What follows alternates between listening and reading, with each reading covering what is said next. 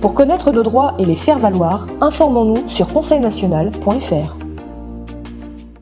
Les festivités ne vont pas tarder. Comme chaque année, le mois de décembre va occasionner des bains de foule, de longues files d'attente, stress et énervement, je m'y vois déjà. Le mouvement de cette période se veut massif. Bah oui, le subconscient alimenté par les images publicitaires, on se doit de suivre la folie commerciale. Grosse bouffe et petits cadeaux, ce que j'ai l'habitude d'appeler, excusez-moi, l'apothéose de la morosité. La magie de Noël a ses raisons que la raison ignore. Oui, les vraies valeurs, en deux mots, présence, chaleur. C'est ce que les moins de 20 ans ne peuvent pas connaître. Heureux d'avoir redonné le sens initial à cette fête, eh bien, je vous accueille avec plaisir dans La France Libre, une émission du Conseil national de transition français, canal historique. Bonsoir Iota, bonsoir Bruno, bonsoir Jean-Pierre, bonsoir Philippe, bonsoir et bienvenue à vous également derrière l'écran. Bonsoir. Bienvenue à tous et à toutes. Merci, un grand merci à Iota de nous rejoindre pour une émission dédiée, dont on va découvrir le titre et qui va, à mon avis, passionner plein de gens. Voilà, et je passe tout de suite la main, je crois, à Bruno, qui a des choses intéressantes à nous dire.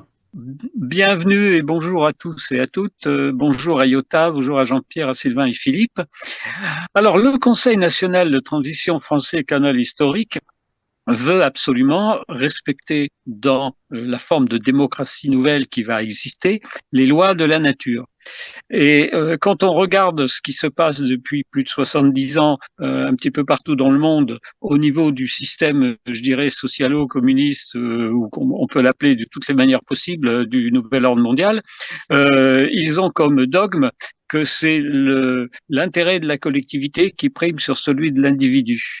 Eh bien, nous, on dit que c'est l'intérêt de l'individu qui permet à chaque individu de s'exprimer et de s'épanouir, qui donne une collectivité qui réussit. Et je vais citer deux exemples de personnes qu'on a traitées de doux rêveurs. Le premier, c'est Donald Trump, qui a fini par gagner et qui vient d'annoncer, tonitruant comme il a l'habitude, dans une conférence de presse, qu'il allait mettre fin à toutes les dérives wokistes de transgenres et autres, et que finalement, il a annoncé une vérité que tout le monde devrait connaître, c'est que sur Terre, au niveau des humains, il n'y a que deux sexes, le sexe masculin et le sexe féminin. Voilà.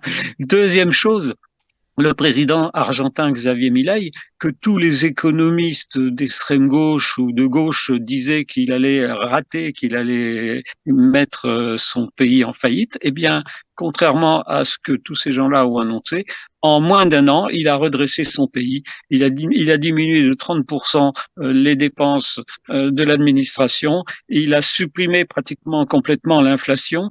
Et il a commencé à enrichir son peuple à tel point qu'on prévoit pour l'année prochaine en Argentine une croissance de 5%. Et donc, ce sont deux exemples de personnes qui ont la volonté de faire les choses, qui sont des individus qui savent agir et pas uniquement s'exprimer, et qui finalement apportent du bien à la collectivité autour d'eux. Eh bien, au Conseil national de transition français canal historique, nous, ce qu'on veut, c'est que le peuple retrouve sa souveraineté. Et là, je pense que on va, dans le sujet de ce soir dont Iota va parler, on va revenir sur ce qui s'est passé il y a 2500 ans et on va voir à quel point l'oligarchie qui essaye de nous dominer a détourné et a modifié ce que c'était qu'une vraie démocratie. Voilà ce que je voulais dire pour commencer. Je vous passe la parole. Être un doux rêveur, moi je trouve ça être un compliment. C'est une bonne chose que d'être un doux rêveur, même un dur rêveur. Heureusement qu'il y en a. Bon, l'actualité par contre ça fait pas rêver, hein. Les Français vont savoir à quelle sauce vont-ils se faire manger. Mais qu'est-ce qu'on va devenir? Eh ben tout simplement des piétons. Voilà, je suis désolé. Exemple magnifique d'écologie punitive, alors que les gros porte-containers continuent de bouffer du mazout et de consommer autant de CO2 et de polluer autant que 1 million de voitures à chaque voyage. Et puis à une autre époque derrière nous, je dirais, on fustigeait les industriels qui travaillaient sur l'obsolescence des objets en général, des voitures en particulier. Et là, on est en train de regretter qu'une voiture ait plus de 15 ans. Ce qui est quand même paradoxal, puisqu'une voiture de plus de 15 ans, ça veut dire qu'elle a fait son job et qu'elle est conforme à ce qui était conforme il y a 15 ans au niveau des lois, et que c'est pas parce que les lois changent qu'on doit changer de voiture. Ça, c'est pas tout à fait démocratique, de manière comme démarche. Donc cette dame qui dit on fait déjà des efforts, c'est pas mal, mais il faut en faire encore un petit peu plus, on a envie de lui demander mais qu'est-ce que vous entendez par là et jusqu'où faudrait-il aller? Et quand on voit effectivement comment diminue la pollution du fait essentiellement des voitures électriques, qui effectivement polluent moins, tant mieux, hein, mais ces voitures électriques, malheureusement, elles vont être de moins en moins vendues, c'est la tendance générale. Et donc on va revenir à l'essence et au gazole. Et est-ce qu'on va repartir sur un cycle comme avant, hein, voilà.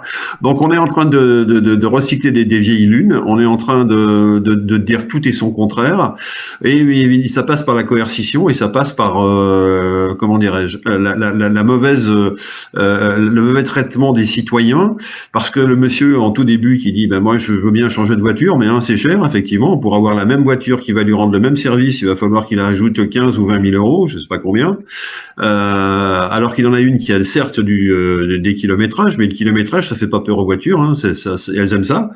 Après, bien sûr, la carrosserie, l'entretien du véhicule, bien entendu, mais une fois qu'on a fait les comptes, eh bien, il a bien intérêt, ce monsieur, comme nous tous, comme beaucoup d'entre nous, à conserver son ancien véhicule qui donne d'excellents services.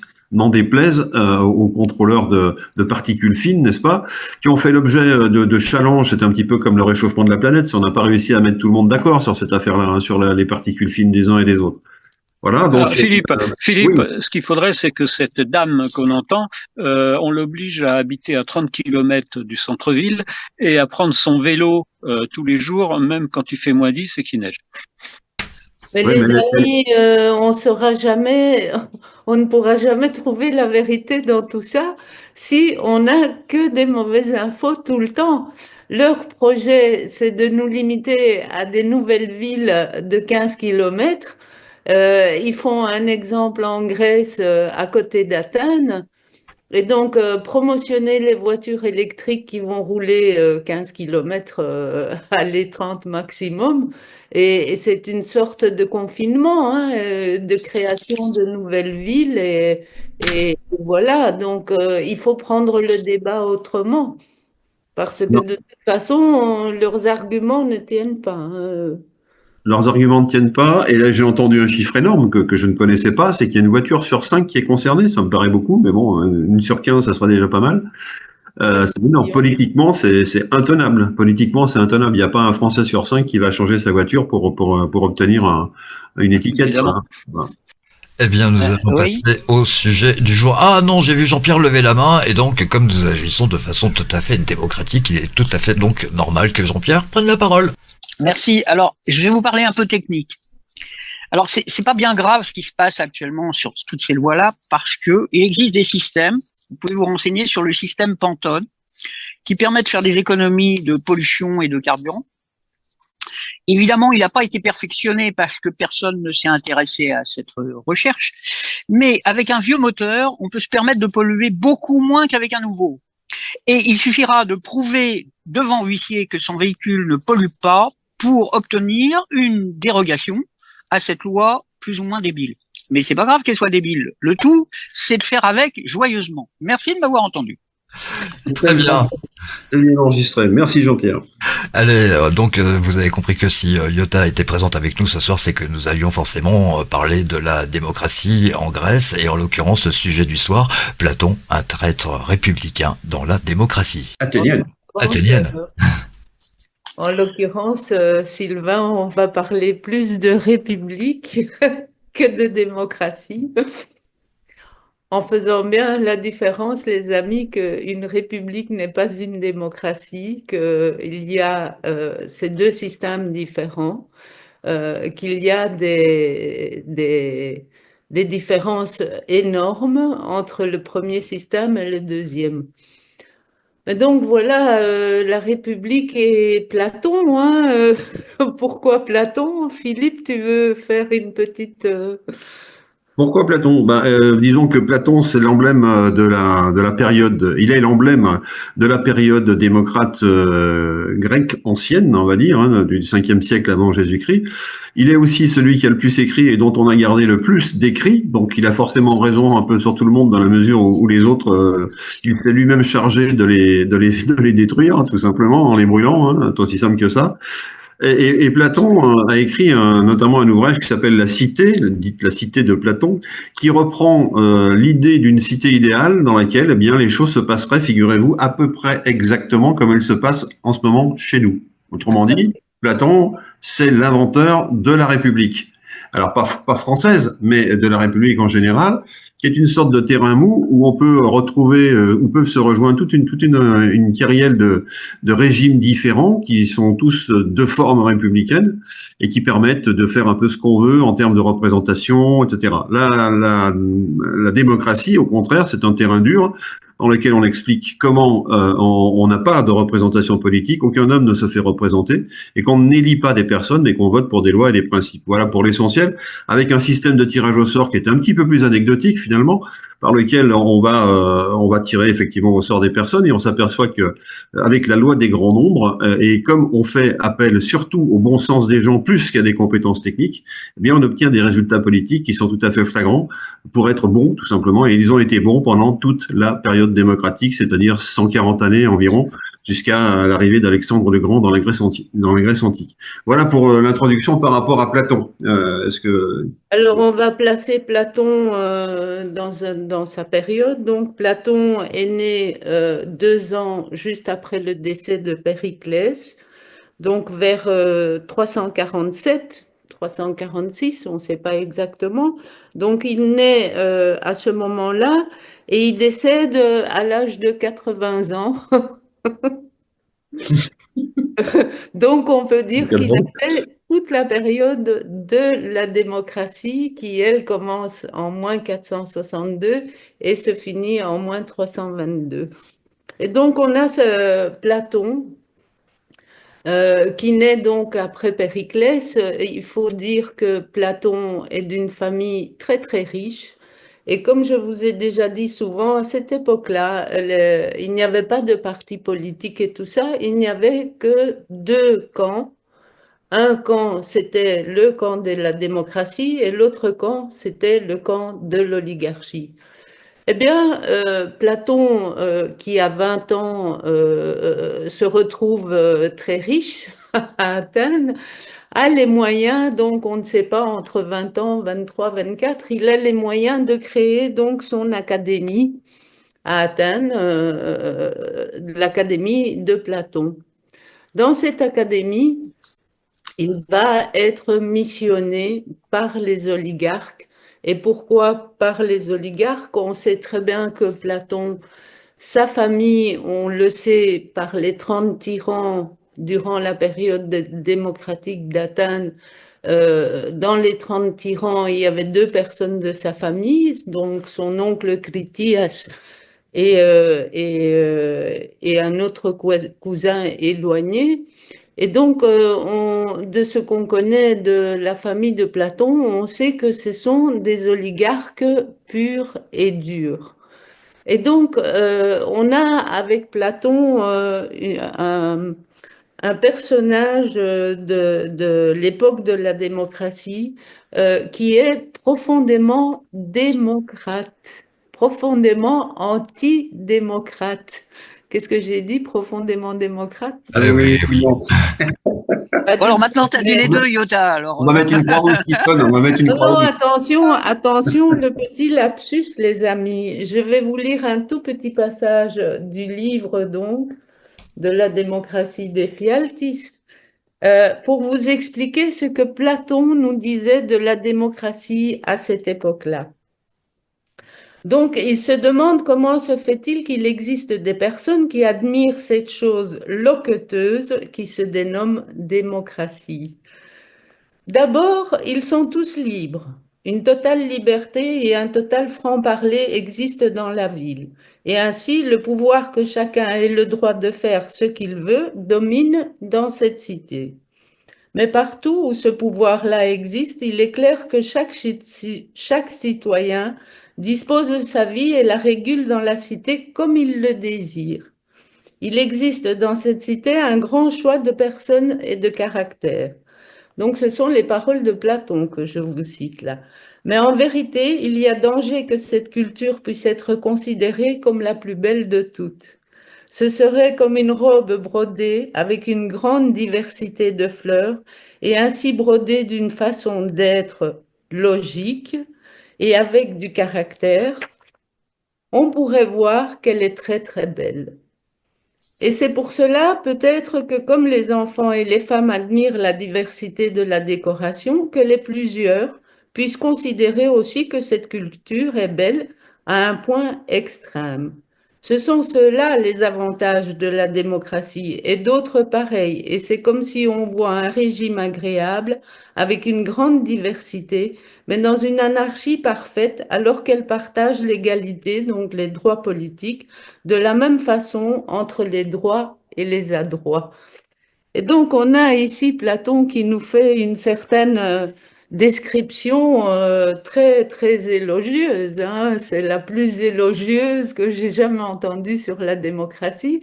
Sauf que Platon, justement, il avance tous ces éléments pour nous prouver que, eh bien, toute cette foule démocratique de gens libres sont en danger pour les aristocrates. Et donc, il se dit, c'est pas possible. Si ces gens-là vivent aussi bien que ça à Athènes, il va falloir trouver d'autres solutions. Et donc, vers l'âge de 23-24 ans, il décide donc de créer son propre système qui va devenir par la suite la Respublica, la République.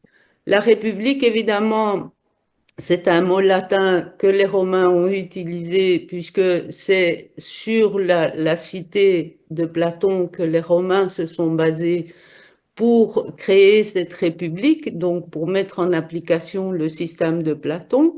Et donc, la Respublica, le mot Respublica apparaît chez les Romains au tout début, juste après la fin d'Alexandre le Grand et le début de l'Empire romain.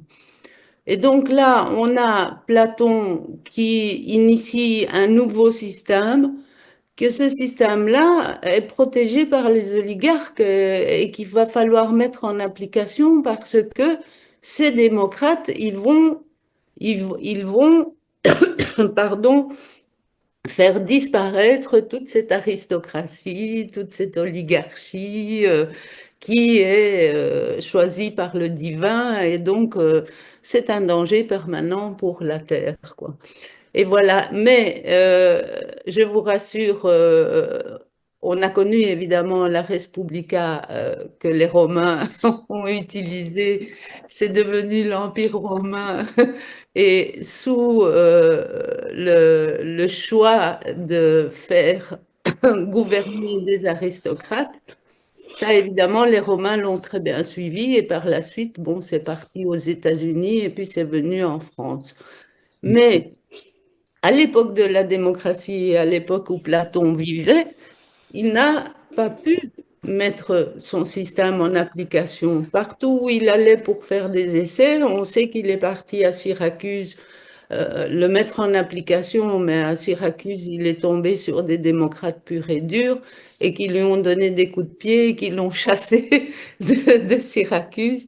Et donc, en Sicile, il a sûrement trouvé des oligarques de Rome qui ont pris ces textes, alors que lui, après ça, il est parti, puisqu'il a rencontré Socrate, et il est parti, et donc il a eu des hésitations entre la politique et la philosophie, et ainsi naît l'idée du philosophe roi, c'est-à-dire que le philosophe roi représente l'aristocrate qui connaît la politique parfaitement, mais qui connaît aussi la philosophie parfaitement et qui est donc 100% apte à gouverner les autres.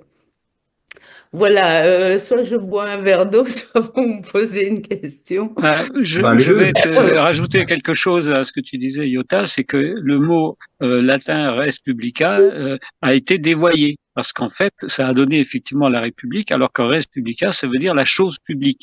Et à aucun moment, ça signifie que cette chose publique doit être gouvernée par des oligarques. Cette chose publique peut être parfaitement gouvernée par le peuple. Mais ça a été, ces paroles ont été, ce mot a été dévoyé. Et c'est pour ça Voilà. qu'il faut faire très attention quand on l'utilise et bien préciser que quand on parle de forme républicaine, c'est pas du tout la République. C'est une forme qui permet d'avoir la chose publique à la portée du peuple et pas uniquement d'une oligarchie. Donc c'est pour ça Oui, qu'il faut toujours Bruno. bien préciser les choses. Oui, Bruno, mais moi je te précise aussi que cette Respublica, elle n'a jamais, jamais, jamais été appliquée finalement. Donc, Totalement. c'était un hameçon que Monsieur Platon avait mis au bout d'une canne à pêche pour pêcher les gens et leur faire croire que finalement, puisque comme on connaît l'Empire romain, on sait très bien qu'ils n'avaient pas, ils avaient aucune position de liberté dans l'Empire romain. On sait très bien qu'il y avait des esclaves, encore beaucoup d'esclaves. Et donc, on sait très bien, historiquement parlant, que cette république inventée par Platon, utilisée par les Romains, eh ben, res publica, peut-être au départ, ça veut dire que c'est la participation de la population à la politique, mais réellement, ça ne s'est jamais appliqué, Bruno. Donc, Tout simplement parce que la grande controverse qui dure depuis 10 000 ans, c'est celle entre ceux qui sont les oligarques et qui considèrent qu'il n'y a que eux qui ont la capacité de gouverner un peuple, et ceux qui disent que c'est le peuple qui peut se gouverner parfaitement lui-même, contrairement à ce qu'on nous dit encore actuellement. Il y a encore des gens qui nous disent oui, mais le peuple ne peut pas se gouverner lui-même. Et je reviens encore à une histoire que j'ai vécue, c'est qu'on a une personne qui, quand on a parlé de la gestion économique d'un pays, il y a une personne qui, dans une commission qui nous a dit, bah oui, mais moi, je suis juste une simple mère de famille, tout ça, je sais pas faire. Mais moi, je lui ai répondu, mais attendez, à partir du moment où on sait ce qu'on gagne, à partir du moment où on sait ce qu'on dépense et qu'on sait ce qu'on doit mettre de côté, vous êtes capable de le faire vous-même. C'est simplement une histoire de zéro. Il suffit de rajouter 6 ou 7 zéros et vous pouvez gérer un pays. Et le peuple peut gérer son pays. Simplement en utilisant des règles de base naturelles. oui, c'est pas si simple. En fait, ce que nous devons prendre conscience aujourd'hui, c'est que cette République de Platon, donc les aristocrates nous gouvernent, c'est ce qui se passe aujourd'hui, c'est ce que nous avons aujourd'hui.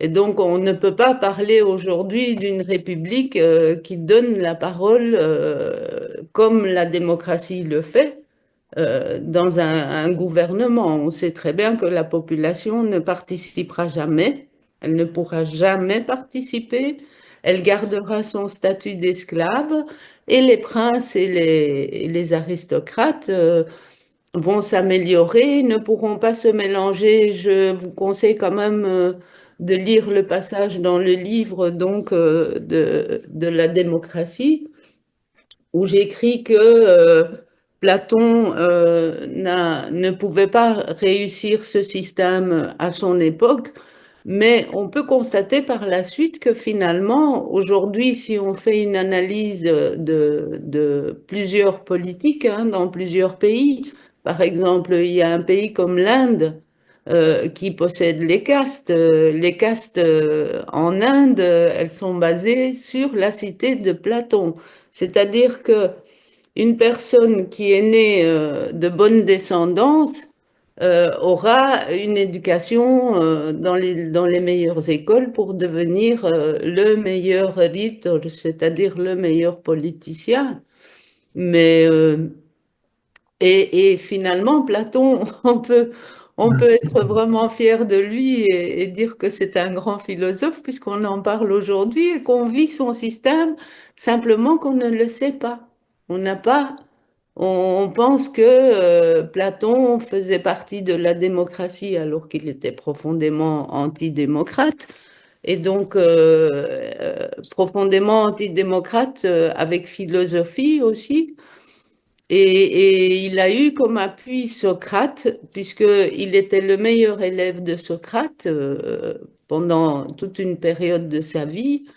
Et donc, finalement, à Athènes, il n'a rien réussi à faire, mais dans le monde, on peut lui dire bravo, hein. Il a fait accepter un système qui au départ, à l'époque des Athéniens,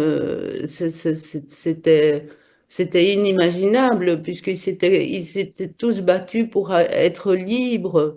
Et finalement, comment pouvaient-ils, les Athéniens démocrates, adopter une république où ils redevenaient esclaves, tout simplement? Donc, il n'en était pas question. C'était pas possible de perdre certains droits que les gens avaient acquis et que, bon, malgré tout, Platon n'a pas pu empêcher une certaine réalisation de la vraie démocratie. Mais on voit que par la suite, effectivement, si on fait une analyse profonde de notre société aujourd'hui, c'est sous les idées de la cité de Platon qui est la Respublica latine que nous vivons aujourd'hui. Alors on peut faire un constat des résultats, hein, les amis, et on peut aussi faire un constat des résultats de la démocratie, évidemment avec une autre démographie, mais on peut quand même faire une balance des deux résultats des deux systèmes de société. Donc C'est voilà, ce qui fait la donc, avec différence. beaucoup de... Pardon. Oui, non, je voulais juste le dire, Yota, c'est juste la chose qui n'était pas vraiment à l'époque dans l'esprit des gens et que maintenant on a découvert d'une manière scientifique, ben, c'est l'intelligence collective. Et l'intelligence collective, Oui. c'est ce qui fait la démocratie. Oui, évidemment, ça c'est dans le système démocratique, mais par rapport aux idées de la cité de Platon, on a les écoles comme l'ENA, toutes ces grandes écoles, Cambridge, toutes ces écoles connues. Eh bien, toutes ces écoles-là sont basées sur l'Académie de Platon et sur le système donc du système aristocratique de la représentation. Donc, on ne peut pas parler de république et ne pas parler de représentation. C'est un non-sens. Donc, Et là, c'est ce qui brise l'intelligence collective, parce qu'en fait, l'intelligence collective, en général, vient du peuple. Et d'ailleurs, quand on regarde toutes les grandes découvertes et toutes les choses qui ont fait avancer vraiment la société, que ce soit au niveau scientifique ou autre, on s'aperçoit toujours que c'est venu de gens du peuple. Et très souvent des gens qui étaient du bas peuple, mais entre guillemets. Platon le dit lui-même, Bruno. Ce que je viens de vous lire, Platon le dit lui-même. D'abord, ils sont tous libres, une totale liberté et un total franc-parler existe dans la ville. Il le dit lui-même.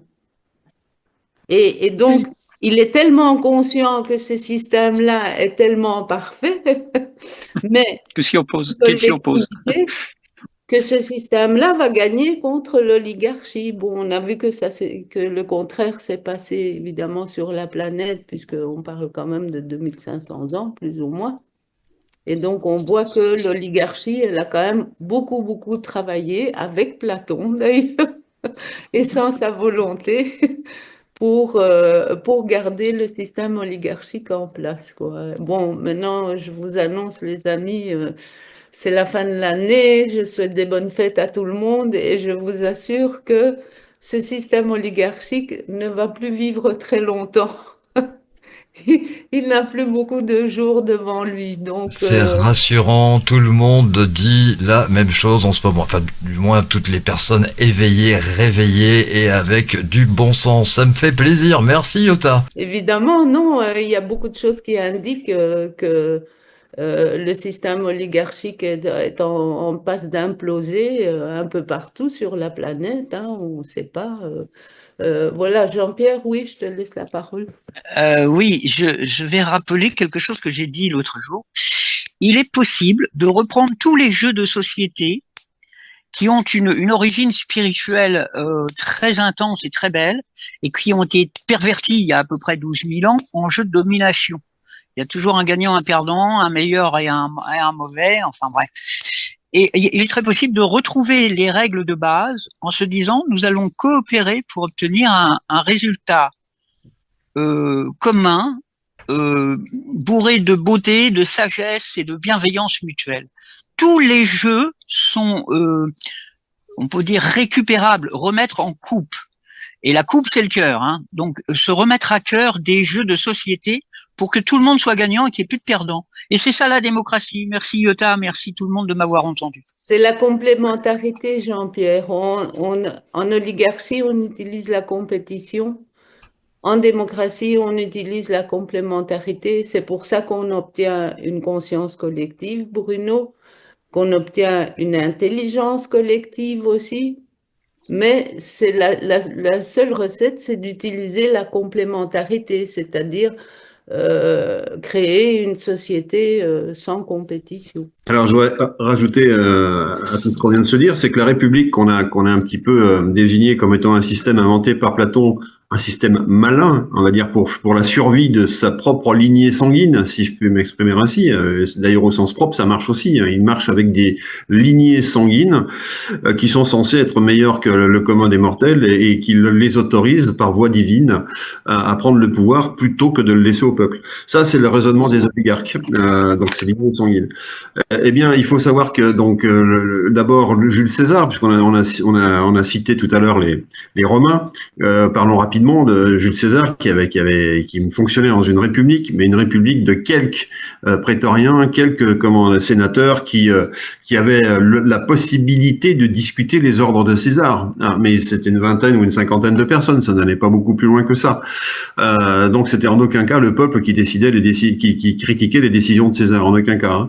On a trouvé la même chose sous Louis XIV, Louis XIV qui parlait de la chose publique, de la res publica, et quand il parlait de la res publica, il parlait du décorum, des routes, des choses qui sont autour de son gouvernement, etc. Mais c'était ça la res publica, c'était la chose publique. Et puis on a au 19e siècle un monsieur Adolphe Thiers qui lui, alors qu'il aurait dû choisir la royauté ou l'empire, au dernier moment choisit la République. Étrange tout de même. Bah oui, parce qu'il a fait un superbe discours auprès des nobles qui s'attendaient à récupérer le pouvoir en 1871. Il leur a fait un superbe discours pour leur expliquer qu'ils avaient beaucoup plus de confort à s'installer dans la République que de se faire critiquer en étant dans la royauté. Ils ont marché dans la combine et tout le monde était très content. Donc ça veut bien dire aussi que cette République, elle est manipulable pour l'intérêt aussi des oligarques. Voilà, c'est ce qui s'est passé en tout cas. Donc nous, au sein de la démocratie, on n'a pas cette souplesse d'Échine. Hein. On a des choses très claires. On n'a pas de représentation politique. On a le tirage au sort, j'ai déjà dit tout à l'heure, qui garantissait la victoire aux 2 tiers. Hein. C'est-à-dire qu'on doit prendre des décisions aux 2 tiers. Et quand on a des tirages au sort, on a des gens qui sont issus du public et qui ont à peu près les mêmes préoccupations et qui choisissent à peu près la même chose avec des majorités fortes et non pas des majorités de 49 à 51 comme on les vit aujourd'hui dans ce que l'on appelle une démocratie et qui n'en est pas une. Voilà ce que je voulais aussi dire avant qu'on se sépare. Et puis poser la question à Iota, effectivement, qu'est-ce qui a fait que cette démocratie a disparu tout simplement et pourquoi elle a disparu?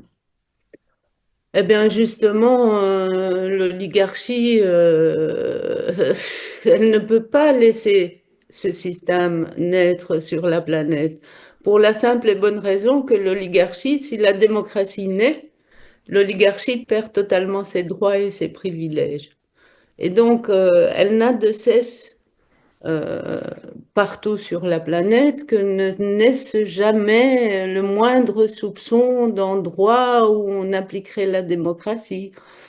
Et donc, à tel point que Platon a été missionné pour créer cette république qui serait au service de l'oligarchie, qui est totalement une arme de l'oligarchie, puisque Platon en faisait partie à part entière.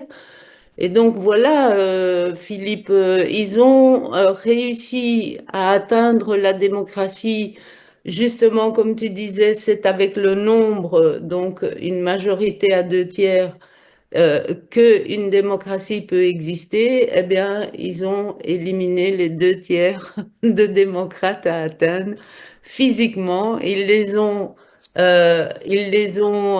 envoyés ailleurs, ceux qui restaient vivants.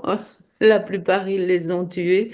Et donc, ils les ont expatriés. Et c'est ainsi que, avec l'avènement d'Alexandre le Grand, qui lui va unir le pays et faire des caisses communes pour préparer la guerre et aller bloquer les Perses chez eux, ce qui a quand même unifié la Grèce. Et ça a mis un point final à la démocratie, Philippe, puisque à partir de là, d'Alexandre le Grand, on parle en principe d'un pays uni et d'un pays sous un roi qui est Alexandre le Grand.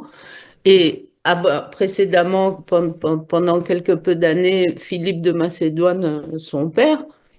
Et donc, toute cette oligarchie, eh bien, elle a réussi à faire fondre la vraie démocratie à Athènes. Bon, on sait que pendant la période d'Alexandre le Grand, ils ont continué. En Grèce, la géopolitique le permettait. Toutes les villes qui étaient du parti démocrate, du camp démocratique, eh bien, elles ont continué quand même sous Alexandre le Grand à faire les tirages au sort, à faire les propositions, à ne pas avoir d'élection et tout ça. Donc, peu ou prou, Philippe, elle a quand même continué et la preuve, elle continue encore aujourd'hui avec moi et les mêmes personnages. Alors, Iota, je vais rajouter quelque chose par Et je rapport à ce vais que tu as faire un dit. peu de Et pub pour le livre. exactement. Démocratie assassinée des Fielkis, oui. Donc, si vous voulez le livre, je mettrai le mail en dessous de l'émission. Comme ça, vous pouvez l'acquérir en m'envoyant un mail. Oui, Moi, je vais rajouter quelque chose par rapport au fait qu'on est en fin 2024 et qu'on va arriver à l'année 2025. Les conditions sont plus réunies maintenant qu'elles n'ont jamais été depuis 2500 ans pour que la démocratie revienne. Tout simplement parce que tous les systèmes oligarchiques de la planète sont en train de s'effondrer à cause des dettes énormes, à cause de la mauvaise gestion de chaque pays, à part quelques exceptions. Et d'autre part, il existe un outil depuis 20 ans qui n'a jamais existé dans l'humanité et qui est pratiquement l'outil le plus démocratique pour les peuples, c'est Internet. Ça permet de pouvoir communiquer directement et par le téléphone aussi d'une personne à l'autre à travers la planète sans passer par l'oligarchie, sans passer par les gouvernements ou par les médias officiels. Tout à fait, Bruno. Et moi, j'ai toujours dit, et ça fait 15 ans que je m'occupe de cette démocratie, et je ne m'en lasse pas, les amis, je vous le confirme.